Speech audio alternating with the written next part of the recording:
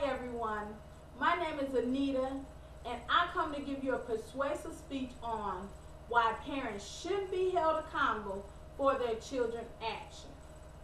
Now imagine yourself being charged for a crime your child has committed, even though you have instilled in him or her consequences of doing right and wrong.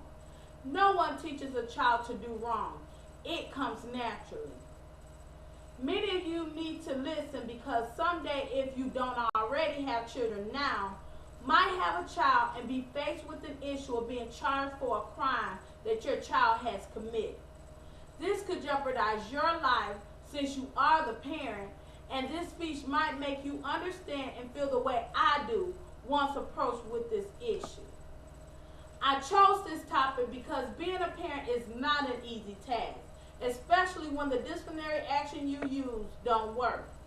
When children reach a certain age in life, they tend to want to do what they want and decides to make their own decision based on their feelings or their mindset. Regardless on how you raise a child has a mind of its own and should be held accountable for their own actions. So first, we will discuss why parents shouldn't be held accountable for their children's actions. Second, who should be held accountable for the crime? And third, where do we as people draw the line? So let's start off by talking about why parents shouldn't be held accountable. First of all, how will punishing the parent make a child learn from their wrongdoing?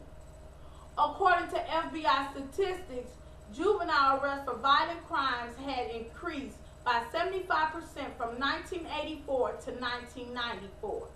In just 1 year, about 125,000 youth under age 18 has been arrested for violent crimes, and others were arrested for non-violent offenses.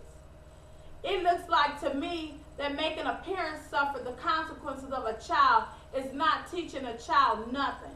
Have you ever thought about a child committing a crime could be just getting revenge on the parent? Now think about it. Do you really think punishing the parent is a good idea? Now let's discuss who should be held accountable for the crime. Of course you know I'm going to say the child who committed the crime, but couldn't society play a role in the crime? More than just the parent is involved in the child's life. They are exposed to other things when they aren't around their parents. So why can't society take some of the blame? Or maybe even you, who has that child that's always bullying others to do things against their will. Haven't it been said that it takes a village to raise a child? Now that I have expressed my feelings on who should be held accountable for the crime, where do we as people draw the line? Let's look at the situation where the 14-year-old boy who was charged with killing a girl by doing a wrestling move. According to CBS News, this boy was imitating a pro wrestler. Now, in this boy's mind, he probably thought he was trying to have fun, but in reality, this was a very dangerous thing to do. Do you think the pro wrestler should be held accountable for the boy's action? No? Why? Is this because the boy should have known better? Okay then, that's my point. So again, I say parents shouldn't be held accountable for their children's action. According to DirectGov, once a child turns 10, he can be held accountable for his or her own action in juvenile court. Now, in my conclusion, you need to understand why parents shouldn't be held accountable for their child's action. Being a parent can be very challenging, but suffering from your child's action could be devastating. Regardless how you raise a child have a mind of its own, and that's why a parent shouldn't be held accountable. Every child should be punished according to their own action, and we as people need to draw the line.